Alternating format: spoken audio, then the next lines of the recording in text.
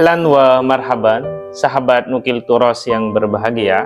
Kali ini kita akan membahas tentang hubungan sedara atau yang kita kenal dengan incest, yang belakangan ini sempat viral di dinding media sosial kita. Dan tentunya pembahasan ini berdasarkan sudut pandang ulama kontemporer.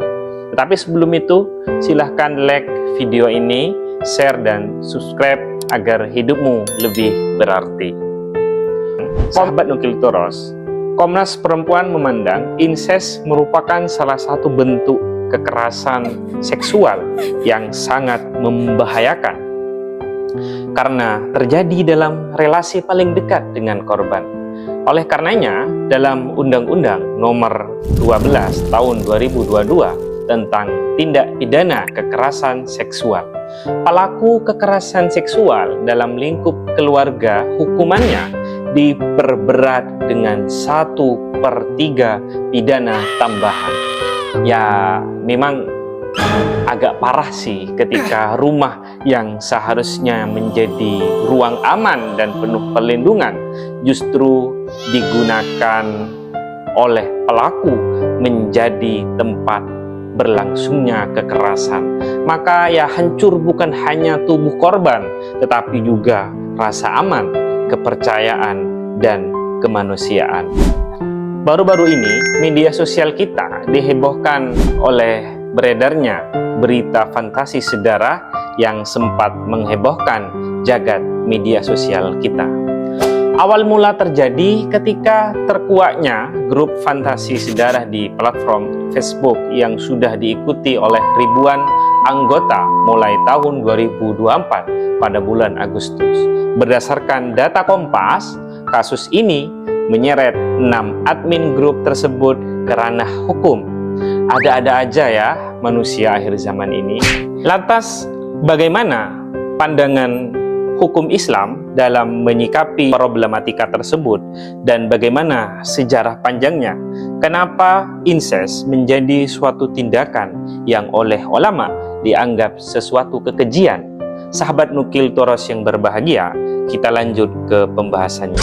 Dalam kitab Az-Zawajir, juz 2 halaman 226 yang ditulis oleh Syekh Ibnu Hajar Al-Haytami, beliau menyebutkan bahwa zina yang paling besar secara Islam adalah zina dengan wanita mahramnya sendiri, yaitu dalam redaksi Arabnya wa'adamu zina alal itlaqi az-zina bil maharimi. Tentu keharaman ini tidak lain sebagai tasyrih dari ayat Allah yang sudah ditulis dalam Al-Quran yang berbunyi hurrimat alaikum ummahatukum wa banatukum wa akhwatukum wa ammatukum wa khalatukum. Diharamkan atas kamu menikahi ibu-ibumu, anak-anak perempuanmu, saudara-saudara perempuanmu, saudara-saudara perempuan ayahmu, dan saudara-saudara perempuan ibumu. Lantas bagaimana sejarah panjangnya kasus incest dalam Islam? Sahabat Nukil Turos yang berbahagia, menukil dalam kitab Al-Lubab fi Ulumil Kitab yang dikorang oleh Imam Ibnu Adil Al-Hambali bahwa pada mulanya incest sempat dibolehkan di masa transisi manusia di muka bumi ini, tepatnya saat putra Adam diturunkan di muka bumi ini. Tetapi kebolehan ini dikarenakan suatu darurah atas keberlangsungan kehidupan manusia. Berikut redaksi Arabnya. Wa amma nikahul akhwati faqad nukila annahu kana mubahan fi zamani Adam alaihi salam wa innama abahahullahu liddarurati. Sebagian ulama mengingkari pendapat tersebut dengan pandangan bahwa pada awal mula terjadinya transisi manusia saat itu putra-putra Nabi Adam oleh Allah diberikan bidadari surga untuk dinikahinya. Tetapi pendapat ini oleh ijma ulama dianggap lemah dengan alasan jika anak-anak Adam dinikahkan oleh bidadari surga, maka pasti manusia bukanlah murni dari keturunan Nabi Adam saja. Wa ankara ba'duhum dalika wa qala innahu ta'ala kana yab'asu al-jawariyah minal jannati liyatazawwaj bihinna abna'u Adam alaihi salam wa yab'asu aidan li banati Adam man yatazawwaju bihinna minal huri wa hadha ba'idun li'annahu idza kana zawjatu abna'ihi wa azwaju banatihi minal jannati fahina idin la yakunu hadan naslu min auladi Adam faqat wa dzalika batilun bil ijma. Artinya, sebagian ulama mengingkari pendapat tentang kebolehan tersebut.